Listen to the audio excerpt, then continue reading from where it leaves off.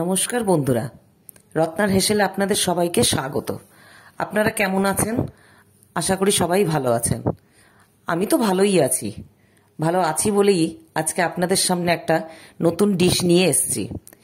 ডিশটির নাম হচ্ছে গোলন্দাজ রুই কারি। তাহলে চলুন দেখে নেওয়া যাক আজকের রেসিপিটা।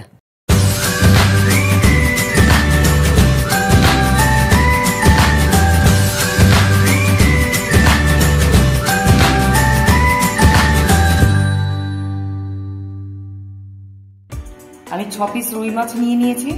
রুই মাছটাকে ভালো করে ধুয়ে এরপরে আমি নুন হলুদ মাখিয়ে নেব।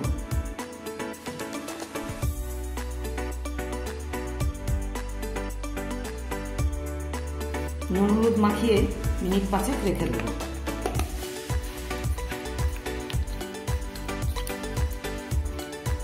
প্রত্যেকটা মাছের গায়ে ভালো করে নুন হলুদ মাখিয়ে নিতে হবে।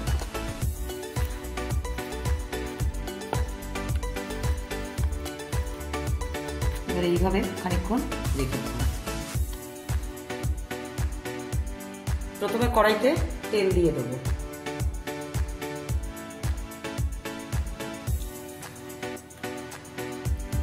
তেলটা গরম হোক, এরপরে আমি মাছগুলোকে এক এক করে ভেজে নেব। তেলটা গরম হয়ে গেছে, এবার আমি মাছগুলো এক এক করে ভাজবো।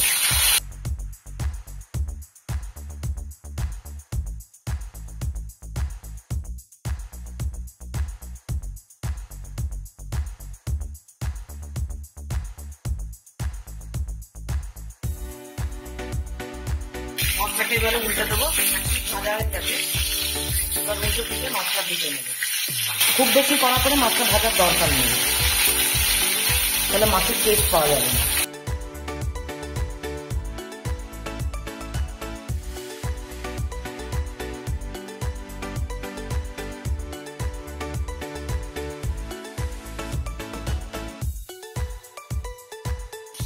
ফোড়নের জন্য আমি গোটা জিরে, মেথি, কালো জিরে আর মৌরি এই 4টে ফোড়ন আমি নিয়ে নিচ্ছি। এরপরে মশলাগুলো এক এক করে বলছি। পেঁয়াজ কুচনো পরিমাণ মতন, আপনার মাছের আন্দাজ অনুযায়ী পেঁয়াজ কুচনো দিতে হবে। কালো সর্ষে, আদা বাটা, কাঁচা লঙ্কা এবং শুকনো লঙ্কা, রসুন পরিমাণ মতো, গোলমরিচ গুঁড়ো এবং টমেটো কুচি। এবার আমি মাছগুলোকে এক এক করে তুলে নেব।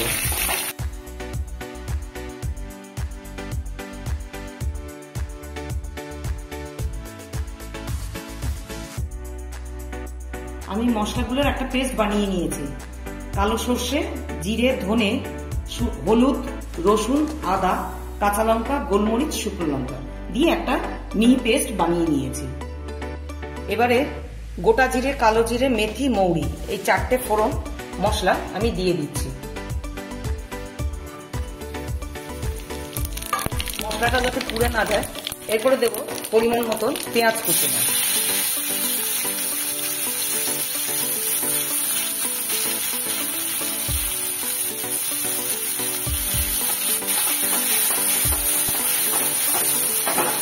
পেঁয়াজটাকে একটু আদা ভাজা করে নেব। সামান্য একটু নুন দিয়ে দেবো যাতে পেঁয়াজটা নরম হয়ে যায়।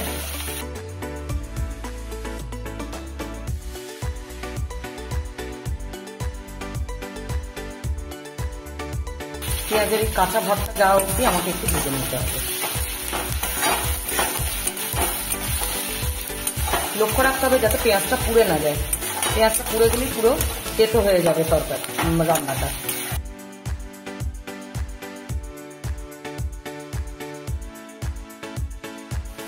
পেঁয়াজটা নরম হয়ে এসেছে, এরপরে আমি টমেটো কুচি দিয়ে দেবো। এই টমেটোটা দিয়ে একটু নাড়তে হবে, টমেটোটা নরম হয়ে আসা অবধি।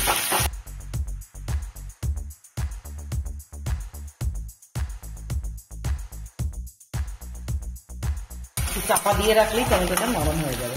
আর সামান্য একটু নুন দিয়ে দেবো। আমি পেঁয়াজ ভাজার সময় একটু নুন দিয়েছি, সেটাকে খেয়াল রাখতে হবে।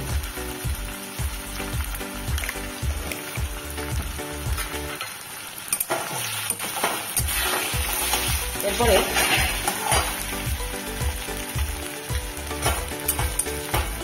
চাপা দিয়ে দেবো। চাপা দিয়ে আমি মিনিট 2 পরে চলে আসছি। মিনিট 2 পরে ফিরে এলাম। এবার ঢাকাটাকে খুলে নেড়ে দেবো। দেখুন পেঁয়াজটা নরম হয়ে এসেছে। এরপরে আমি যে পেস্টটা করে রেখেছিলাম সেই মশলার পেস্টটা দিয়ে দেবো।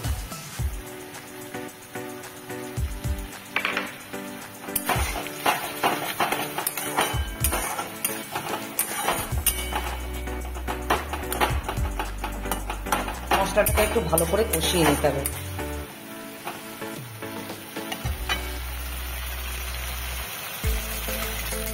আমি যে মশলার পেস্টটা করেছিলাম সেই বাটি ধুয়ে খানিকটা জল দিয়ে দিলাম। এরপরে অনবরত নাড়তে হবে যাতে মশলা থেকে তেলটা বেরিয়ে আসে। ভালো করে কষিয়ে নিতে হবে।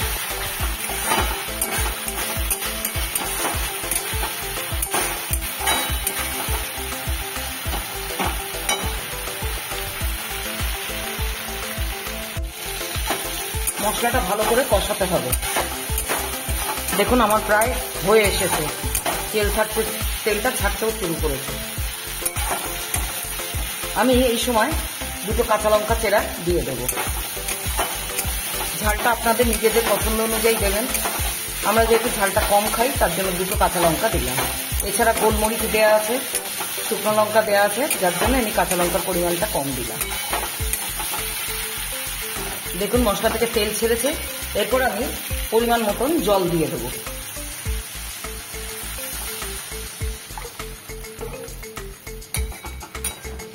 জলটা ফুটে উঠলে তারপরে আমি মাছগুলো একে একে ঝোলের মধ্যে দেব।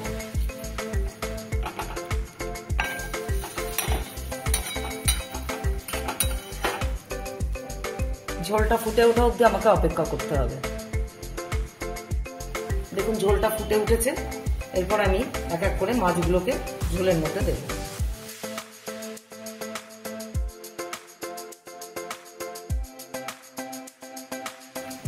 মাছগুলো দিয়ে ভালো করে ঝোলের সাথে মিশিয়ে দিতে হবে।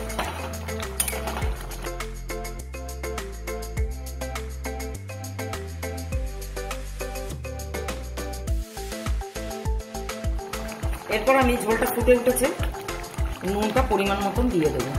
আমি পেঁয়াজ এবং টমেটো দেওয়ার সময় তখন কিন্তু নুন দিয়েছিলাম, সেই পরিমাণ মতো নুন দিতে হবে। এবং মাছ ভাজার সময় নুন ছিল।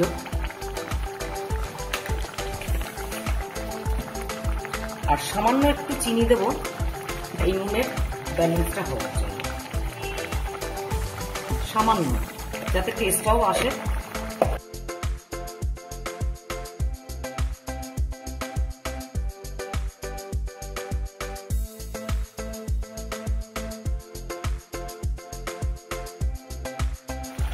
আমার ঝোলটা প্রায় রেডি হয়ে গেছে। এরপর আমি নামানোর আগে সামান্য গরম মশলা দিয়ে নামিয়ে নেব।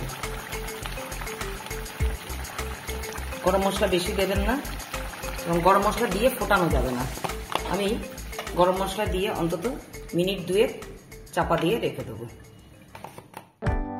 আমার শেয়ার করা এমনই দারুণ দারুণ রেসিপি দেখার জন্য আপনি রত্নার হেসেল চ্যানেলটি সাবস্ক্রাইব করে নিন এবং সমস্ত নতুন নতুন রান্নার রেসিপি পেতে বেল আইকনে ক্লিক করে অল নোটিফিকেশান অ্যাক্টিভ করে নেবেন। আজকের রেসিপি কেমন লাগলো আমাকে অবশ্যই কমেন্ট সেকশানে কমেন্ট করে জানাবেন। ভালো লাগলে লাইক করবেন এবং সকলের সাথে শেয়ার করতেও ভুলবেন না। ভালো থাকবেন, সুস্থ থাকবেন। আবার দেখা হচ্ছে পরবর্তী কোনো রেসিপি নিয়ে। নমস্কার।